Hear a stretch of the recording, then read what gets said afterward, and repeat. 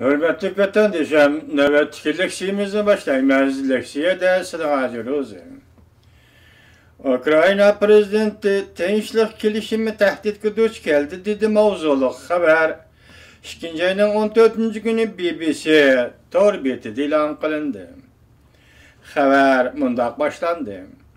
Ukrayna prezidenti Poroshenko agahlandırıp, Şarkı Ukrayna rayonida urush to'xtatish to'g'risida imzolangan kelishim tahdidga duch keldi deb ko'rsatdi.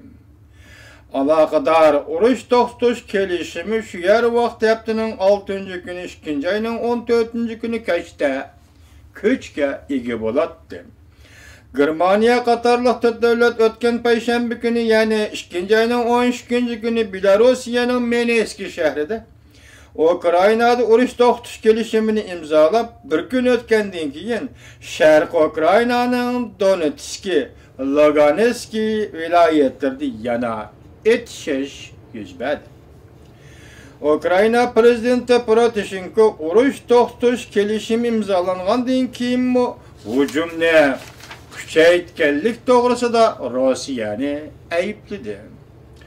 O'xshashli bir vaqtda Amerika Qo'shma Shtatlar davlati Rossiyaning Sharq Ukraynaga og'ir tipli qurollarni yetkazganligiga oid tarqatilgan xabarlarga qarata ko'ngil bo'ladiganligini bildirdi. Rossiya press bo'lgunchi qurolliqlar egallagan Donetsk rayonida 2 ayning 14-kuni yana zambirak ovozi anglandi. Anlaşlığa qaraganda, bölgünç qurolliq Rossiyaliklarning qo'rshovida qolgan Donetsk oblastining strategik muhim o'rni Derbachevning atrofida keskin to'qinish yuz berdi.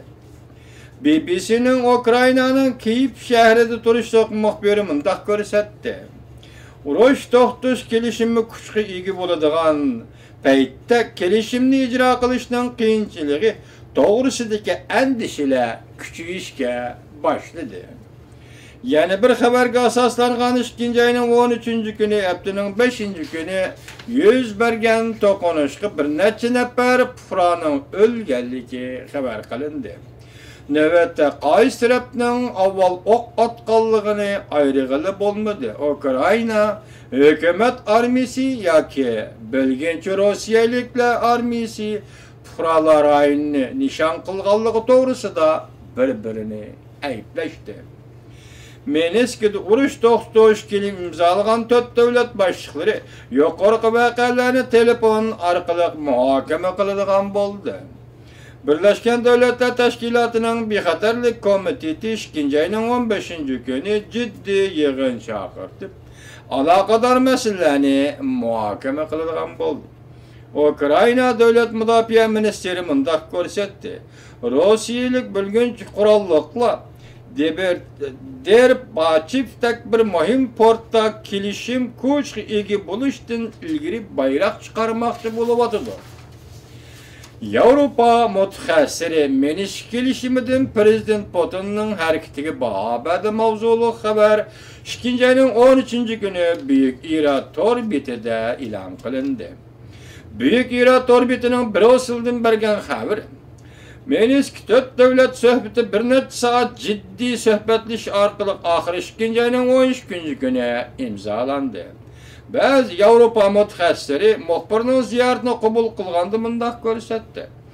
Yangi imzolangan urush to'xtatish kelishimi Amerikaning Ukrainaga qirg'ich qurollarni yordam qilishni vaqtli to'xtatib qo'yganidan boshqa Yevropada haqiqiy tinchlikni ishga oshirishni yana ko'zatishga to'g'ri keladi. Yevropa siyosatini tadqiq qilish markazining tadqiqotchisi Amanda Paul xonim suhbatning natijasi cho'ng bo'sish bo'lmadi yoki umumyuzlik hal qilishning loyihasi yo'q. Faqat navbatdagi vaziyatni bartaraf qilishga fursat yaratib berdi xolos deb ko'rsatdi. Amerika ovozi Xitoy til programmasi 2 ayning 14-kuni Prezident Obama Shimoliy Karolina shtatida 3 nafar musulmonning o'ldirilganligini vahshiyona qotillik deb ko'rsatdi. Mavzuli xabar e'lon qildi. Prezident Obama yozma bayonot e'lon qilib mundaq ko'rsatdi. Har qanday bir odam Amerikada kelip çıkışı salayeti, çırayı qiyapti, dini etiqadı tüpeyli hücum qilish nişanıga aylanıp qalmaslık lazım. Prezident Obama yana mundaq ko'rsatdi. Amerika Federal Tekshirish idorasi tekshirishga başladı. Bu qatimqi et o'ldirish voqeasi Amerika Qo'shma Shtatlari Federatsiya qonuni bo'yicha tekshirib bir taraf qilinishi kerak.